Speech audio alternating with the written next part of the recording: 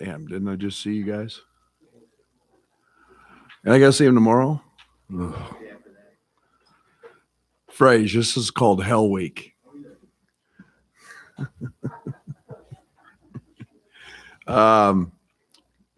Great day to be in Illini. And, it's a wonderful day to add two young men to our program who we feel can impact us immediately. And we have obvious needs. Obviously, we know that Andre Curbelo could be a potential guy that could leave. And we have Trent Frazier and Alfonso Plummer that are seniors and that will no longer be in the program. And just to go out and continue to recruit high school players that, one, have the ability to come in here and play, but secondly, come in here and be a part of something really special and developing and getting better. And that excites me. Jayden Epps is a young man that Chester Frazier Chester was the head of both of these guys, and in terms of recruiting them, had been on Jayden for a long time, and it really fit. Combo guard, great strong body. If you want something to compare him to, I kind of compare him to a Frank Mason type player, and a guy that shoots the ball extremely well. He's got a scorer's mentality, and that doesn't take away from his ability to play make and make others better. But wonderful, wonderful young man, an extreme competitor, a gym rat, a guy who has a tremendous desire and passion for winning. And all those things, when Chester brought him to the table, all those things fit exactly what we're looking for in the prototypical guard for the way we want to play and the way we want to coach. He can play fast. He gets to the rim. Just fell in love with this young man as we grew to recruit him and to watch him. So a guy that we're very excited about. Sencire, very, very talented. A guy that's got a ceiling that's through the roof. There's so many things that excite me about him. From the number one, maybe as competitive a young guy as I've been around. He has a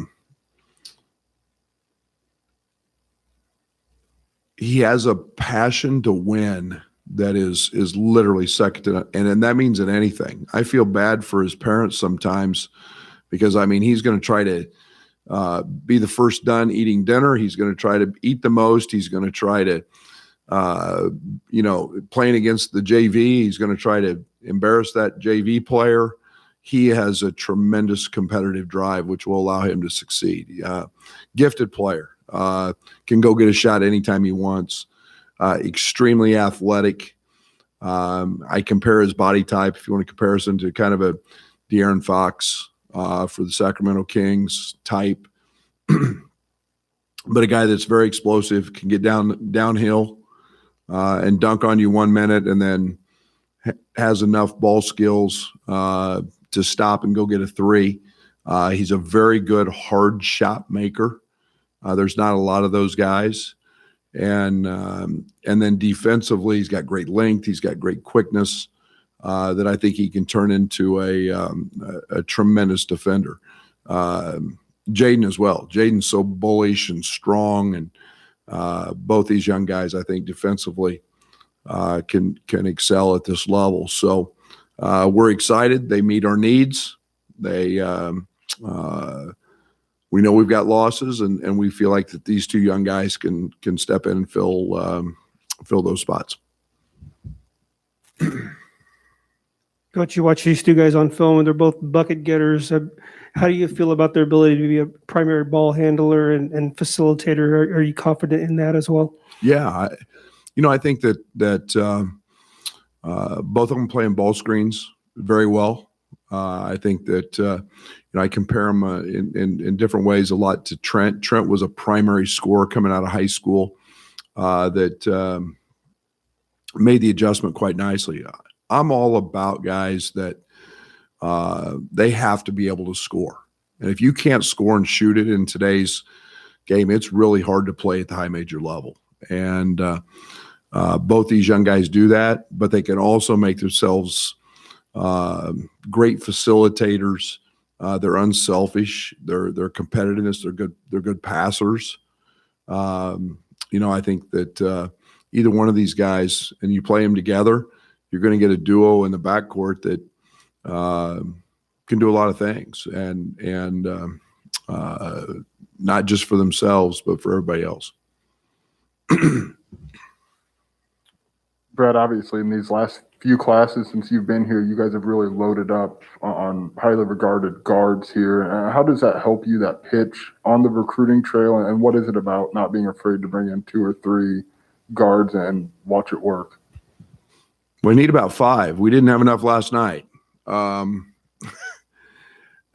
I say that, but it's become that kind of game. And we're going to be, we're very committed to our system. We're committed to playing fast. We're committed to, I've shown we're not afraid to put 3, 4 primary ball handlers out there.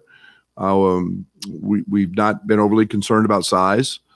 We need guys who can make baskets. We need guys who can score. We need guys who can drive and get it in the paint. We need guys who can facilitate. I think we've become a little bit of guard you, in terms of the success that these guys have had. Trent's going to be a, 1,700 point scorer in his career. Obviously Io's success, the Cousy Award winner. We've got an opportunity this year with Curbelo and all those categories and above. And I think it's the style of play we play. It's the development piece that we have that I think attracts guards. And, yet they're not all like pieces. They're all a little bit different. And that's the case both with Sencire and Jayden. I mean, COVID created this unique situation where Trent, Alfonso, DeMonte even got this bonus year. How did that change the dynamic of how you wanted to approach next year's roster, knowing, like you mentioned, you've got these losses plus another potential one coming? Well, I think the interesting piece to that, Scott, is a year ago we set out and we recruited Dre with the idea that Kofi wasn't going to be here, and I think when you that helped prepare us a little bit for what could be. We didn't know what was going to happen. But Io comes back. I think when you're recruiting good players who are branching out and experimenting and testing in the waters, the idea of having good players, but also a program that goes around it, and bringing Trent back, that's a bonus. Obviously, Plummer coming in, we recruited Plummer with the idea we weren't sure what was going to happen with Trent, and here he comes. So now we're in a great position. But we know we've got losses, and that means opportunities for recruits to come in and play. So we've played on that pretty heavily. Maybe this is a better question for Fletch, but is the body type for Sencire an advantage for you or a problem, or do you feel like there's an avenue of growth there that can happen once he gets here? All the above. He's got to get stronger. He knows that. I think but he's also that guy that's wiry, strong. He's fearless. He's got a confidence about him. Yeah, I mean, he's going to have to, figure that part of it out. But he's also got some speed and quickness and athleticism that not many have. He's got shot making ability that not many have. But there'll be some adjustment, but that's why we've got the best strength coach in the country as well. Yeah, hey, Coach. Sencire Harris obviously goes to a high school that a pretty legendary player LeBron James goes to, and the expectation there is to win a lot of games every single year. I know that's something you've talked about in the past about wanting to recruit. How much does that excite you to have someone that understands the importance of winning and the expectation of it coming in? Yeah, and Jayden won a state championship. It's a huge piece for us, guys. It's a huge piece. Winning is really hard to do. Changing guys' mentality from a loser mentality to a winning mentality doesn't happen. It's hard. It's really hard to do. And so, that's part of the character piece we look for when we step out and recruit them. And obviously, both these young men come from programs and have been involved in programs where they've been very successful. They've been very well coached. They've been challenged. And all those things go hand in hand with winning. And so, that makes the process for us in evaluating magnified. That we want those kids. Those are the type of guys we want in our program. Given the opportunity to sustain high level success within the program, and then you had the turnover on the staff, how important was it for Chester to come in with those connections and just to be able to fill those needs, even with the challenge during that period of time? Big part of it. Absolutely. And I think the one thing that's always impressed me with Chester is, here's a guy that got a job when he was 25 and didn't know anybody and didn't know the recruiting game, so to speak, in terms of the national level. And all of a sudden you start looking at the guys he's recruited and where they're playing and how much success they've had. And he's got a wealth of experience now. He's a veteran at a very young age. And, to bring somebody like that on board was a huge piece for us. And it was very, very important to me. And a guy that, literally hit the ground running and was in a really good position with those young men. And then we just had to sell myself and the Illinois factor to those guys. Coach, I assume you're not done in the class of 2022. What do those scholarship numbers look like with these two guys signed for next year? Do you have an idea of positions that you still would like to fill? Yeah. I don't think you ever stop recruiting in today's world. I just don't think that the culture, the system that we have now in place allows for that. We're obviously, there's a lot of the what ifs, in terms of, who has a great year, who wants to declare for the draft. You've always got those issues. So you better recruit every position. We are recruiting every position. We know we need to continue to do that. So to say we're recruiting bigs, we are. To say we're recruiting forwards, we are. To say we're recruiting guards, we are. You just don't know what's going to transpire. The given is this: Plummer and Trent and DeMonte are not coming back, and we know that. The interesting piece to that is we have one scholarship open. Okay, and DeMonte and Trent don't count. So, you start looking at those pieces, and you, like I said, you just you know what you have, and you know what you can go get, and we've gone out to establish that, and then the rest we just keep recruiting. Sort of spinning off Piper's question about Chester, the perception of him from a typical Illini fan would be defensive coach, defensive, intensity, and we didn't know that he would become an ace recruiter. Could you talk about the personality traits that maybe influence both of those capabilities and other things about him personally that allowed him to make this leap? Yeah, well, I think you compare all of that and you put all that together with it's the way I am, and I think the way we play is in both these guys' cases that he brought really suit the way we want to play, fast and scoring guards, and not your traditional. Doesn't have to be your traditional set it up point guard that's going to run a set every time and facilitate for others. Yeah, we can go get those guys too, but Chester's personality is an aggressive one. It's we talk about him defensively, but we also play fast and want to score in under 7 seconds, and we want to push the ball. And to do that, you've got to have guards who can facilitate, and you got to have guards who can score. And so it's just a great mesh between Chester and our program, and obviously, he's got a little bit of extra juice in him, having some sweat equity in this program. and in terms of selling it, and there's nothing better than having someone with firsthand knowledge talk about his experience and what this university's done for him. So, pretty special to have one of your own here. Brad, can you take us behind the scenes a little bit, I guess, to those summer months when you guys have a staff turnover? I'm assuming that would change your board in some capacity, and then you hire someone like Chester who's already been in on some guys. How did you get caught up to speed and get to these guys in this early portion of it? I would assume it kind of felt hectic at times.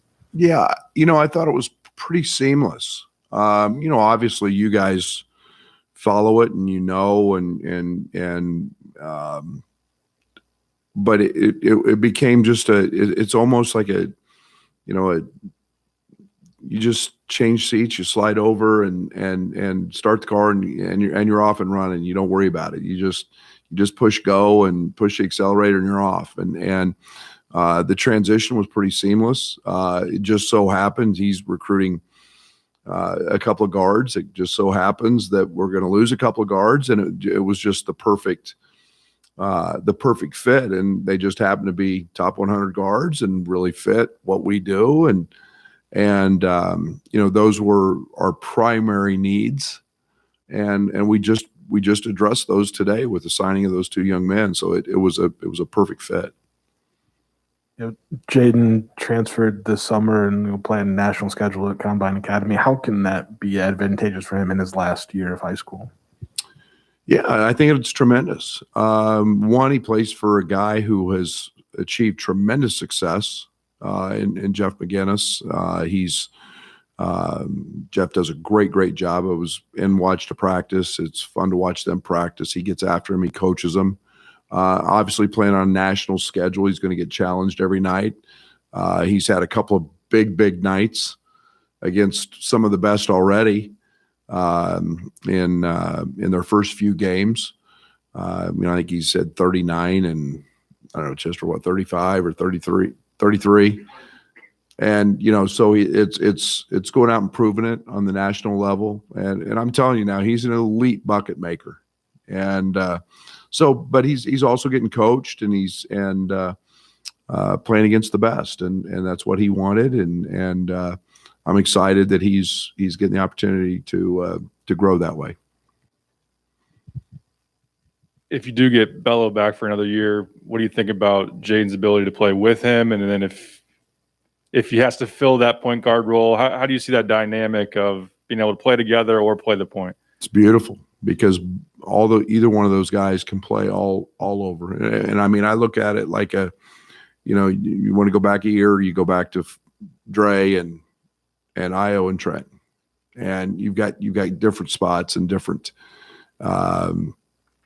sizes and guys who can, but they can all score, and they all did it in different ways. And what you cannot do in college basketball, in my opinion, is just put a guy out there who can't score. And both those guys are they're, even though they're drastically different, they can both go get their own, and they're both really good scorers, and Sencire's numbers are going to be as good as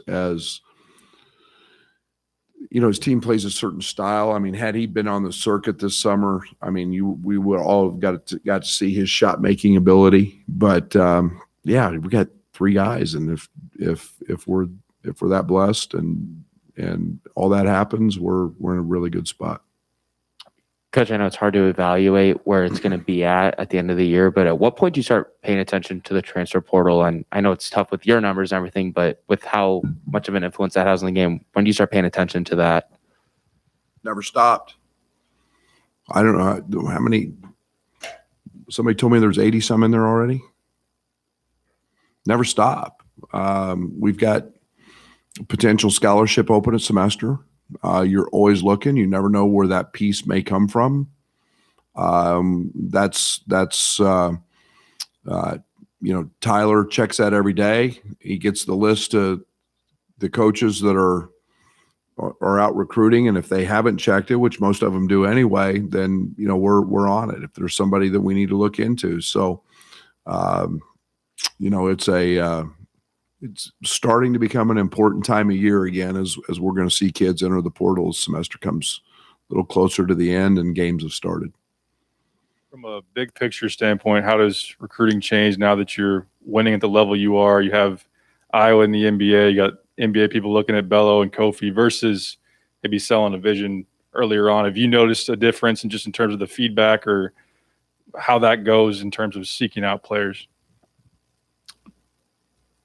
There's definitely a difference, and I think the one thing that's happened is your brand is not that we weren't on TV, but we're now on TV, and that impacts that impacts so much. You've got guys that are up for national awards. You've got guys that you're one seed. You've got guys that and our program's constantly being talked about. Those are all awesome things, and kids want to be a part of that. And when we can come here and show them new facility being built, the State Farm Center, the culture, the environment, the success that Iowa's had, all of that is stuff that is being very well received nationally. I think that our style of play is exciting. So I think it's just kind of all formulated. It's all coming together as it should, with the facility, the winning, and we've got to keep recruiting. But I use the term, we got to stay thirsty, and we got to keep grinding. We've got to keep after the guys that are the fit for us, but we've got to keep after.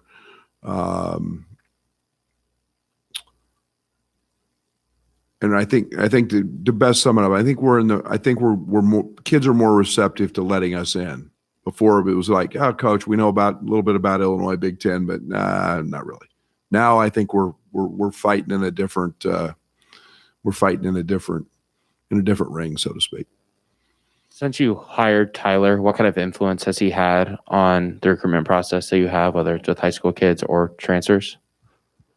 Well, he can't have a lot. Internally, he has much, much more in terms of the day-to-day operations from that standpoint. But obviously, he's doing a ton of research on everybody who's in the portal. He's passing that information around and just keeping up to date with it. He's young enough that he's got. When we do bring kids to campus, he's hip. He's got their all the things that he can relate to. So I think there's comfort that way. But he's working his tail off, and he's doing a great job. And again, it's something that is obviously a big part of our game today. Is that portal. It's a follow-up to Derek's question, but I think after Iowa's game against the Celtics, post-game, he talked about how his development here set him up to have the success he's having early. Do you play that on a loop at Auburn? Maybe what recruits are pretty much. You can't get a more glowing endorsement for your program, for your culture, for what we teach than that. And it's refreshing. It's nice. He hasn't forgot about us. He hasn't, just moved on. And, when asked, where he's from, he doesn't say Morgan Park, and he, says the University of Illinois, like some of the guys do. He's just, that was huge. That was huge. And we do play the same style of defense. So, a lot of that was stuff that we can talk about with recruits, and we do talk about it. We'd be foolish not to. When you go out to recruit, how much is the defensive end part of the equation with you guys? Because I think I remember you saying that when Trent came in as a freshman, he wasn't really that interested in guarding anybody, and now he's a defensive player of the year candidate. Is there a sense that, if we get him here, he'll guard? Or is that part of the equation before he ever comes on campus? Both. I think we were the only team in the country last year in top 10 in OER and DER. And, we have the saying, when we talk a lot about offense, okay, everybody wants to, yes, you have to have guys who can score. You do. The game's just that today. It's very hard to put guys out there for long periods of time and win at a high level with guys who can't make baskets. But the playing hard, the guarding, all that stuff, it's the old cliche. Offense wins games, defense wins championships. It still holds true, and we still believe that here. And we set out with 2 simple goals last night. Great example. We had a lot of offense not participate, and let's guard and let's rebound. Let's guard, and we did those things at a really high level. So we talk about it all the time, and we talk about two-way players, and we try to find those guys that can exploit other teams by being really good at both. There's been times in the past where you've spoken about some of your current players playing a little bit of a role in recruiting. The example that comes to mind, I'm thinking, is Andre Curbelo and his relationship with Alfonso Plummer. Were there any players maybe this time around that played a role or maybe had a significant relationship with your incoming class here? Yeah, not as much any individual. Our players are our best recruiters. No offense to Chester, and Chester built a tremendous relationship with each one of those young men and their families. He'd been on them for a long time, but they've got to connect with your players. They've got to have that. They ask the players the tough questions. They ask the players what it's really like. They ask the players what it's like to be on campus.